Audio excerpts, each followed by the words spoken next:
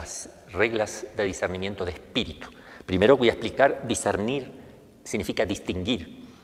Distinguir, discernir, separar, distinguir, analizar. Entonces, discernimiento de espíritu, analizar los espíritus, el espíritu de Dios, el espíritu del demonio y mi espíritu propio, mi propia carne.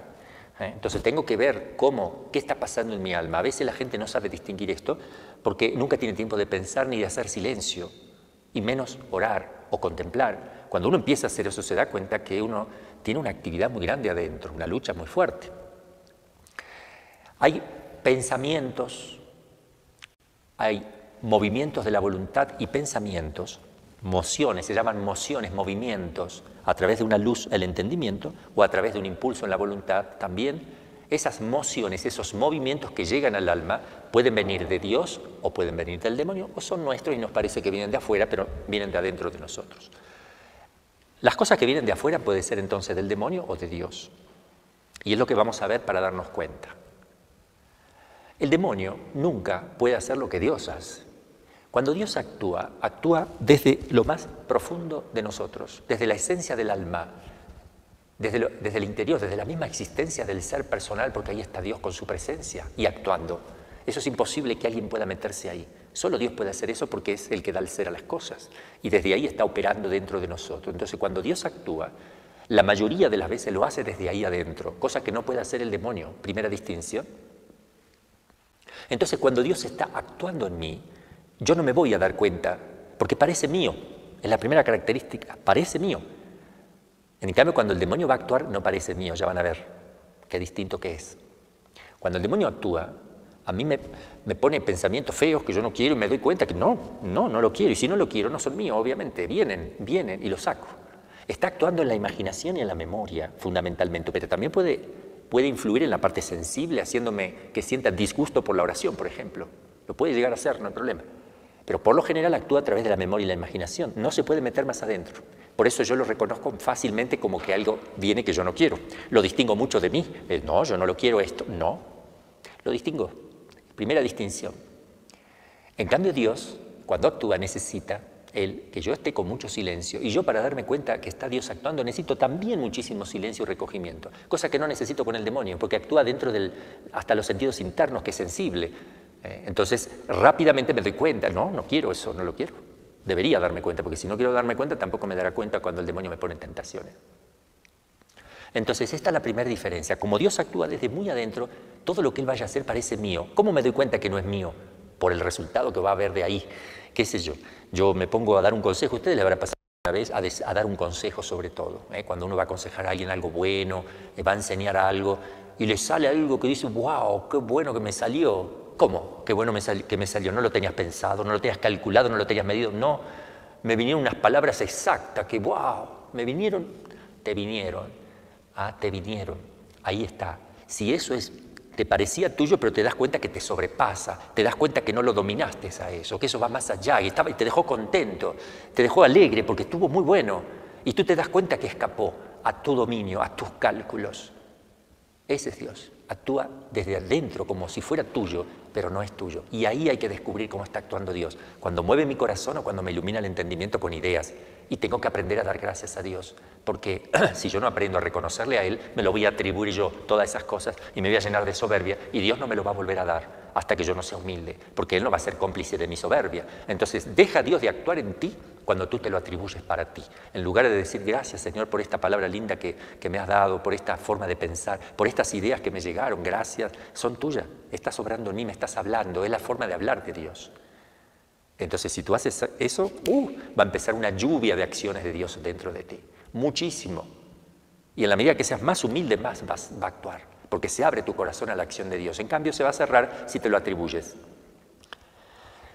Esa diferencia es importante tenerla en cuenta. Cuando son mis propios pensamientos, totalmente míos 100%, me doy cuenta también. Por ejemplo, yo miro este oratorio aquí y digo, voy a tener que pintar el oratorio, lo voy a pintar de tal color, voy a arreglar aquello. A mí me salió totalmente razonado, calculado, es mío, domino todo, no me sorprendió nada de lo que dije, todo es normal, lo voy a pintar. No me doy cuenta que me sobrepasó algo, que dije algo maravilloso, que se me ilumina. No, soy yo y soy yo. Entonces sí me doy cuenta cuando soy yo plenamente.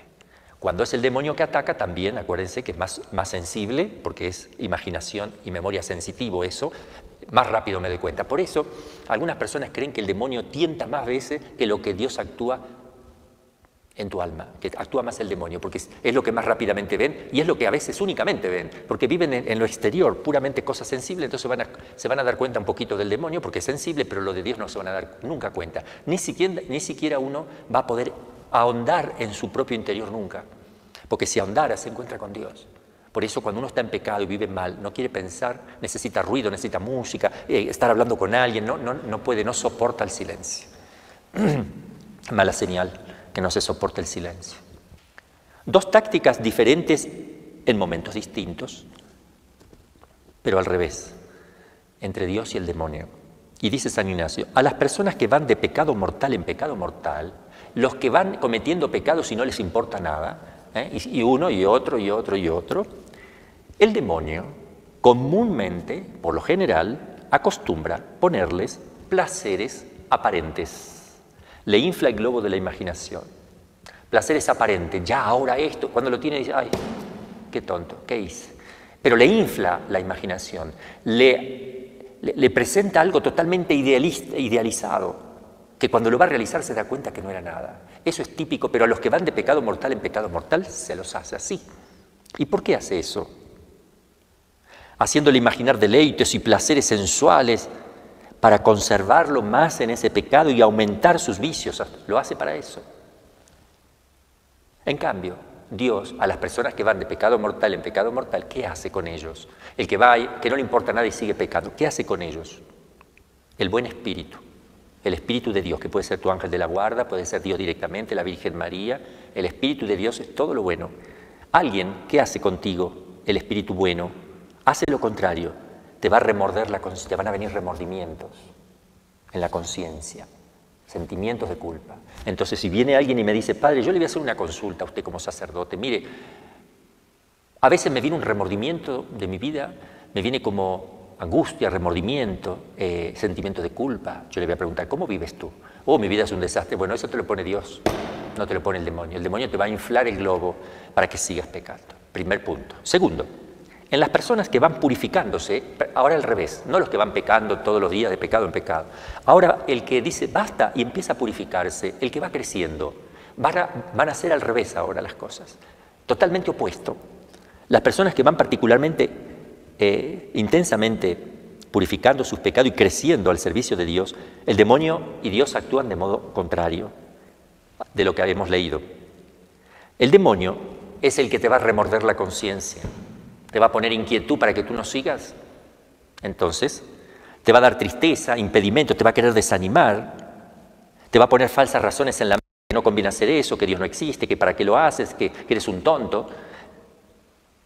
En cambio, ¿Dios qué va a hacer? O el buen espíritu, te va a dar ánimos en ese momento, no te va a entristecer, no te da ánimo, te da fuerza, te consuela, hasta te puede dar lágrimas, inspiraciones, paz, felicidad, te va a quitar para que vayas adelante, para que te animes a seguir. Entonces, si viene una persona que me dice, padre, ahora vamos a poner otra persona que viene y dice, padre, me agarran remordimientos, me viene inseguridad, como que estoy haciendo mal, que no sé, tristeza y algo que me viene, no sé, ¿cómo vives? Y yo trato de, mire, vivo en gracia de Dios, cumplo los mandamientos, rezo, estoy tratando de ser cada vez más bueno. Ah, eso te lo pone el demonio. Te lo pone, eso viene del maligno, recházalo y punto, no hay ningún problema. Se va a hacer fuerte con los débiles. Si tú le tienes miedo, ay, esto es del demonio, ¿y qué me va a hacer? Ay, la posesión diabólica. Si estás así, el demonio te pone a sus pies, te domina completamente, te pone el pensamiento que quiere, te esclaviza, te trata como un inútil. Toma fuerza porque tú se la estás dando, porque al no confiar tú en Dios, Él tiene fuerza sobre ti. Cuando tú confías en Dios, Él pierde fuerza. Si tú te viene un pensamiento o tienes miedo, di, no tengo miedo, Jesús en ti confío, va a ver cómo se va. Eso es importantísimo en la vida espiritual. Yo tengo algunos casos de gente que por ahí está posesa o está con vejación diabólica o obsesión y me dice, padre, cada vez que voy a rezar el rosario me ataca, me quiere estrangular o se me para la respiración, no me deja o me pongo a toser y me siento mal, entonces por eso no rezo el rosario. No, reza 2. Y si te molesta, reza 3. Vas a ver cómo afloja. Porque él sabe que al hacerte eso, tú rezas más, entonces no lo va a hacer más, lo vences, se va a ir. Y otra estrategia, actúa como actúan los que van a tomar posesión de una ciudad. San Ignacio habla del medioevo, ¿no es cierto? Cuando un ejército va a tomar una ciudad amurallada, el ejército tiene una estrategia siempre. ¿Qué va a hacer? Va a girar en torno a la muralla y va a ir mirando cuál es el punto más débil para atacar. No va a atacar todo parejo por todas partes. Va a buscar el punto débil y va a concentrar todo su ejército, su fuerza en ese punto débil. Una puerta, un lugar un poco resguardado en la muralla, lo que sea, muralla más delgada, más baja, porque el terreno es más alto. En fin, buscará como el punto débil y le va a dar con todo. Entonces el demonio hace lo mismo. Conoce al hombre, te conoce, ya te conoce, anda dando vuelta y te va a dar un golpe por la parte más débil de cada uno. Por eso que conviene en la vida espiritual mucho ver cuál es el pecado que más se te repite, porque ese es tu punto débil. Y ver cuál es la virtud, la cosa buena que más fácilmente te sale, la virtud. La virtud para que lo sigas practicando, porque si uno practica una virtud a fondo arrastra todas las demás. Y el defecto para hacer lo contrario. Si tu defecto es la pereza, haz acto de sacrificios, de levantarte antes, haz actos contrarios a la pereza, de agilidad, de prontitud, de diligencia. Y por otro lado, tu virtud, acreciéntala y de esa manera saldrás.